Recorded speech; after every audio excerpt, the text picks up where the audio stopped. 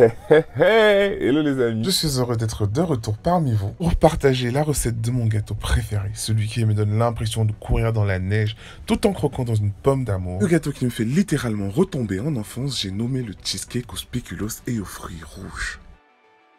Pour le réaliser, vous aurez besoin de fruits rouges, à savoir des fraises, des cerises et des myrtilles, 250 g de biscuits spéculoos, 300 g de fromage frais type Philadelphia ou Saint-Amaurais, 300 g de crème liquide bien froide, 130 g de sucre, de la vanille liquide ou une gousse de vanille, 2 g d'agar-agar ou 2 feuilles de gélatine, 15 centilitres de coulis de fruits rouges et 65 g de beurre. Ça y est, on a tous les ingrédients, on peut se lancer, croyez-moi, une recette n'a jamais été aussi facile. On commence par concasser nos biscuits spéculoos pour préparer la base de notre gâteau.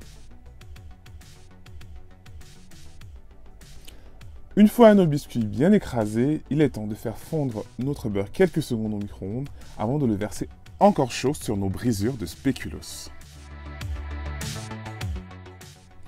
Et là, on remue, on essaie de bien amalgamer le tout pour que chaque brisure de spéculoos soit en contact avec le beurre. Ça permettra d'avoir un croustillant qui se tient bien à la découpe en refroidissant. On verse ensuite le tout dans un cercle à pâtisserie de 4 à 5 cm de hauteur. Et on vient tasser le tout pour avoir une masse plus ou moins compacte. Si vous avez le petit outil adéquat, tant mieux. Sinon, allez-y avec le fond d'un couvercle, comme sur la vidéo, ou n'importe quel objet plat pour pouvoir bien répartir les brisures de spéculoos au fond du moule et les tasser.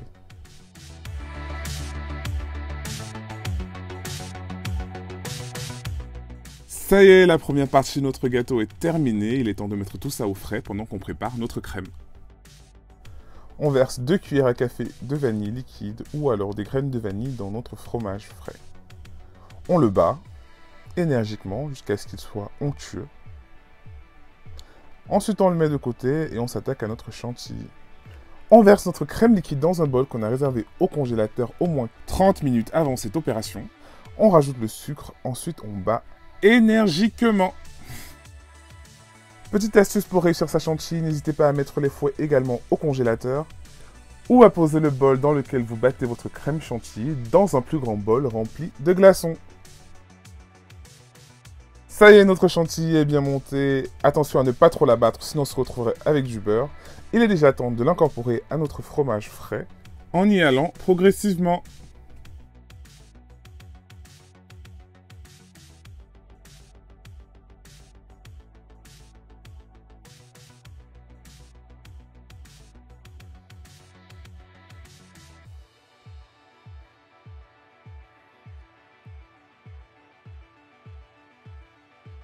Une fois le mélange terminé, vous vous retrouvez avec une texture clairement onctueuse à vue d'œil.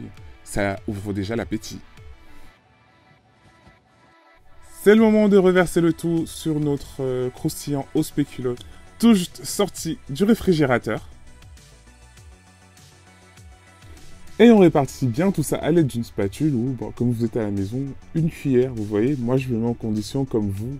Comme quoi, pour vous montrer des astuces, je me mouille à fond, je n'y vais pas avec le dos de la cuillère.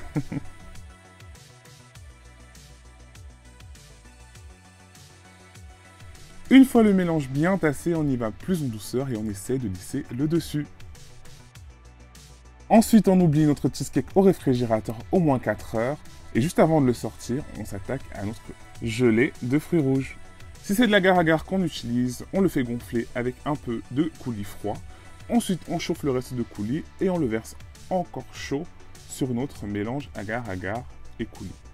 Ce mélange va épaissir en refroidissant, mais si vous utilisez de la gélatine, je vous mettrai la recette en description de la vidéo. C'est bientôt fini, il est déjà temps de verser notre gelée sur notre cheesecake.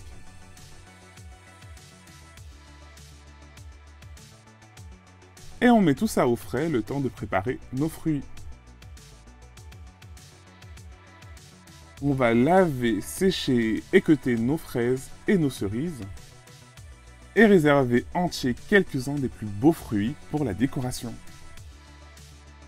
À ce stade, vous devez faire appel à votre sensibilité artistique et décorer comme bon vous semble. Pour ma part, je commence toujours par l'extérieur, j'alterne fraises et cerises. Ensuite, je comble les petits trous par des myrtilles. Avant de bien sûr venir déposer tous les fruits entiers sur le dessus. On laisse tout ça au réfrigérateur au moins 12 heures avant de le démouler. Il va sans dire que le résultat parle de lui-même. Et là, il est déjà temps de vous quitter, mais si cette vidéo vous a plu, n'hésitez pas à m'encourager avec un like. Je réponds très souvent aux commentaires. Et bien sûr, n'hésitez pas à vous abonner à ma chaîne si cette vidéo vous a plu et que vous en voulez d'autres. Merci de m'avoir suivi.